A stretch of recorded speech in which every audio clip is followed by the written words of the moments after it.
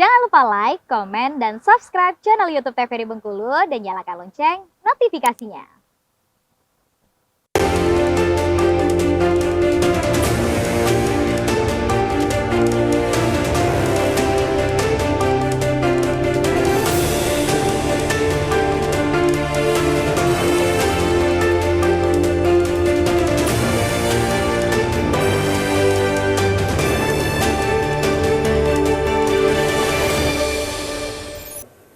Ya pemirsa, Anda kembali menyaksikan Brendo TVRI Bengkulu edisi hari ini dengan tema tari dan musik tradisional Bengkulu. Tentunya masih dengan kedua narasumber kita, ada Pak Jalon Tarmizi dan juga Pak Yusuf.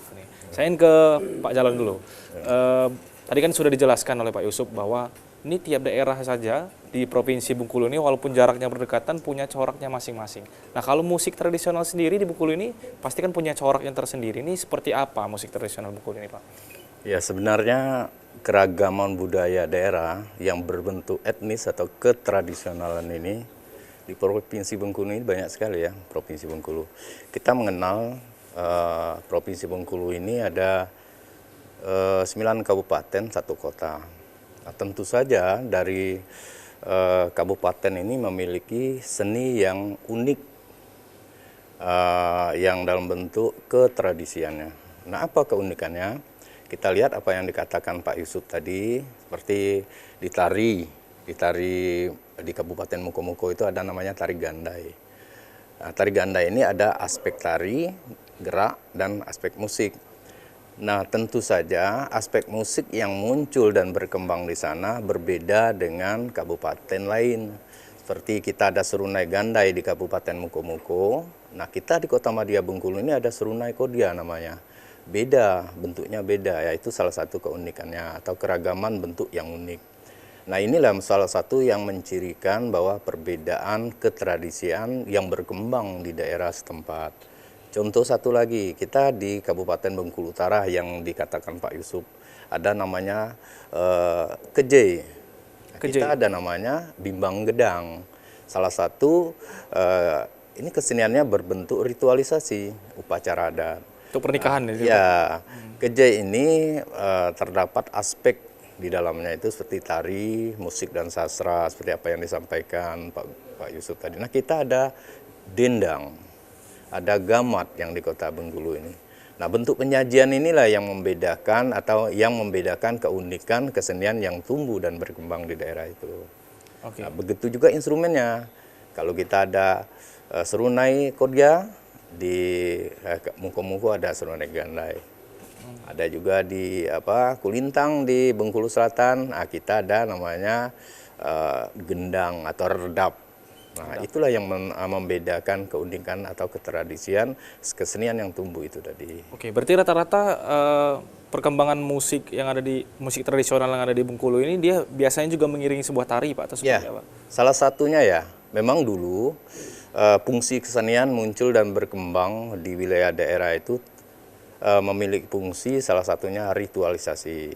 Nah di dalam ritualisasi itu kan ada kegiatan-kegiatan, ada musik, ada tari, ada upacara adat. Nah, seperti di Bali ya, di Bali itu ada ngaben. Ngaben itu upacara adat membakar atau mengaben mayat ya. Nah, kalau kita juga di Bengkulu ini ada upacara tabut yang jatuh tanggal 1 sampai 10 Muharram. Nah inilah salah satu ragam budaya daerah yang berkembang di suatu wilayah. Kalau di Sanggar sendiri Pak, musiknya itu untuk mengiringi tari atau memang musiknya bermain tunggal saja, musik saja atau seperti apa kalau di Sanggar? Ya kalau di Sanggar Seni S3P ya kita menggali berbagai ragam budaya ya kita karena khususnya yang kita bina ini ada tingkat sekolah ya, tingkat sekolah itu baik dari SD, SMP, SMA maupun perguruan tinggi, ada juga umum, ada juga yang udah tua seperti kami sama Pak Yusuf ini salah satu partnership kegiatan seperti dulu kami pernah tergabung dalam musik Melayu, Senandung Malam atau Prima Suara di TVRI, Senandung Malam, terus Lesari yang udah kami ikuti. Semuanya itu tidak berkembang. Kenapa? Karena mungkin banyak sekali sekarang pemudanya ikut dalam atau larut dalam seni-seni yang bersifat modern. Ini anak-anaknya contohnya dia agak susah dalam mempelajari seni tradisional. Coba main HP anak-anak gitu. Iya, ya itulah salah satunya.